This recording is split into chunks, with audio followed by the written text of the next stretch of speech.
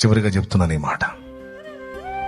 గతించిన గతాన్ని గురించి పదే పదే అనుకొని కొంతమంది అక్కడే కూర్చుంటారు. దేవుడు అంటున్నాడు, విశ్వాసం ఉందా?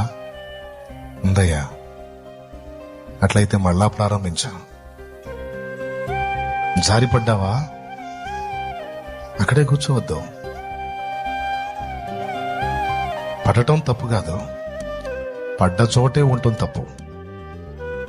పడటం తప్పు కాదు, అడుగు జారింది పడ్డావు, ఎటుగుడి పడ్డాను కదా ఇంక అక్కడే ఉందామని కూర్చున్నావు చూడు, అది తప్పు. ఓడిపోవటం తప్పు కాదు, ఓటమిలోనే కూర్చుండిపోయావు చూడు, మళ్ళా గెలుపు కోసం ప్రయత్నించకుండా, అది తప్పు. లే, మళ్ళీ పోరాటం ప్రారంభించావు.